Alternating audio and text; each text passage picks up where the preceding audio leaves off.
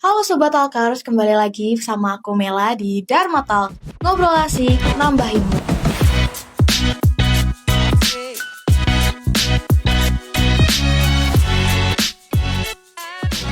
Nah, kalian pernah nggak sih ngerasa kalau satu organisasi itu seru banget, tapi di tempat lain malah toksik dan kaku? Padahal tugasnya mirip-mirip gitu. Ternyata hal kecil yang sering kita anggap sepele justru punya dampak besar buat suasana organisasi loh. Nah, hari ini kita bakal bahas budaya organisasi, hal-hal kecil yang ternyata diam-diam mengubah segalanya. Dan tentu aja kita nggak cuma ngobrol, tapi juga belajar langsung dari pelakunya nih. Nah, sudah hadir sama kita pemimpin muda di kampus ini, ada Kak Dinda Octavia, Ketua BEM Sekolah Tinggi Agama Buddha Negeri Raden Wijaya ya. Nah, halo Kak Dinda. Hai, Kak Dinda gimana kabarnya? baik sekali. Oke, makasih ya Kak Dinda udah mau menyempatkan waktunya buat hadir di podcast kita hari ini. Nah, Kak Dinda, sebelum memulai obrolan, aku mau bacain dulu nih curhatan anonim dari Sobat Dharma Duta lewat kanal Speak Up HMJ Dharma Duta. Kayaknya sih lumayan relate ya sama pengalaman anak organisasi sekarang. Menurut kalian lebih penting organisasi yang nyaman atau yang bikin berkembang walaupun penuh tekanan? Kalau menurut Kak Dinda gimana tuh? Oke, kalau menurut aku ya, dua-duanya itu tuh penting. Tapi kalau misal disuruh milih salah satu, aku akan memilih dengan organisasi yang berkembang namun ada tekanannya. Karena kalau misal kita lihat, kenyamanan itu tuh sifatnya hanya sementara. Jadi yang ideal adalah organisasi yang seimbang gitu. Ada tekanan di dalamnya namun juga ada kenyamanan. Oh, jadi karena kalau biasanya orang tuh kalau organisasinya nyaman malah terlalu menyepelekan gitu ya. Iya. Nah, mungkin gitu ya buat yang ngirim anonim ini. Kita bakal lanjut ke pembahasan utama yaitu tentang budaya organisasi hal kecil yang ternyata mengubah banyak hal. Nah, yang pertama, kita bakal masuk ke pertanyaan yang paling mendasar dulu Kak Dinda. Menurut Kak Dinda sendiri, budaya organisasi itu apa sih? Oke. Secara sederhananya itu budaya organisasi adalah kebiasaan, cara berpikir, kemudian cara bertindak yang menjadikan itu gaya hidup di dalam satu organisasi itu. Oh, gitu.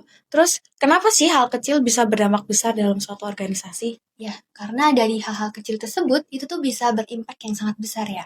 Contoh kecilnya, misalnya telat sedikit itu tuh bisa dianggap sepele. Nah, dari telat sedikit itu yang terus-terus dilakukan itu akan menimbulkan efek yang negatif juga. Dan itu juga pastinya akan berdampak ke organisasi.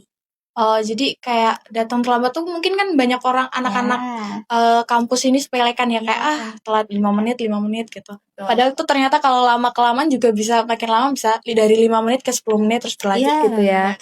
Nah, pertanyaan selanjutnya, bagaimana budaya dapat mempengaruhi kenyamanan dan kinerja anggota? Oke, karena jika kita menciptakan budaya yang positif, maka dampaknya akan juga positif.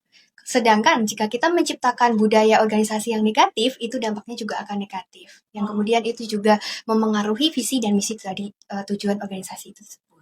Oh, oke. Nah, Kak Dinda itu adalah ketua BEM dari sekolah kampus ini.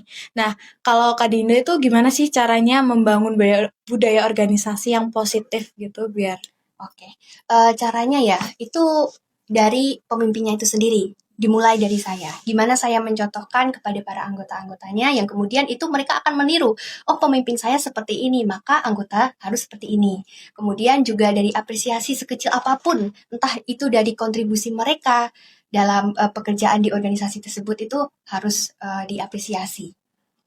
Nah, gitu. Contoh kecilnya. Nah, gitu ya Sobat Dharma Duta. Jadi kalian tuh jangan terlalu menyepelekan hal-hal kecil kayak datang terlambat tuh jangan terus-terusan gitu. Jangan mentang-mentang kayak dikasih kesempatan sama dosen minimal datang terlambat maksimal di 15 menit. Kalian kasih kesempatan ini di tiap matkul gitu. Kan Benar. itu malah jadi kebiasaan gitu. Ya. Wah, nggak kerasa ya Kak Dinda kalau obrolan kita udah sampai di penghujung aja nih. Nah, apa yang Kak Dinda sampaikan itu juga ngebuka mata banget kalau hal-hal kecil di organisasi itu efeknya besar banget. Makasih banyak buat Kak Dinda yang udah mau berbagi perspektif dan pengalamannya hari ini. Sukses terus juga buat BEM, semoga proker-prokernya bisa berkembang dan membawa manfaat buat banyak orang gitu. Terima kasih. Oh ya, sebelum kita bener-bener pamit, buat Sobat Talkers yang lagi nonton, dan lagi ngerasa pengen lagi ngobrol yang deep gitu, bareng teman-teman, bareng organisasi, atau sekedar pengen ngerjain tugas dengan suasana yang asik, langsung meluncur aja ke Mecha Mocha. Lokasinya deket banget, tinggal nyebrang dari kampus Adinata kita nih. Tepatnya di Jalan Pudak, nomor 4, Wonoboyo, Kecamatan Wonogiri, Kabupaten Wonogiri, Jawa Tengah. Kopinya tuh enak banget dan tempatnya nyaman, pas banget buat sekedar nongkrong atau ngobrol-ngobrol gitu, Kak. Iya. Jadi buat kalian udah nggak perlu bingung lagi ya. Biasanya kalau anak kampus tuh kalau mau jajan bingung kan mau di mana. Nah, sekarang udah ada meca-moca ini. Untuk bukanya itu mulai pukul 10 pagi sampai jam 12 malam. Jadi aman aja ya. Nah, mungkin segitu dulu aja rekomendasi tempat seru dan nyaman dari aku. Aku Mila dan Aku Dinda Octavia. ngucapin terima kasih buat Sobat Talkers yang udah dengerin sampai akhir. Semoga obrolan bareng Kak Dinda yang tadi itu bisa bawa perubahan positif bagi pribadi teman-teman dan organisasi kalian. Jangan lupa like, share, dan follow biar nggak ketinggalan obrolan seru lainnya. Nah, sebelum menutup Kak Dinda, biasanya kita tuh ada kayak ngobrol asik, nambah ilmu Oke. gitu di akhir ya. Nanti Kemudian ya. ikutin ya. Ya, oke. Oke, sampai jumpa di Dharma Talk selanjutnya. Ngobrol asik, nambah ilmu. Dah.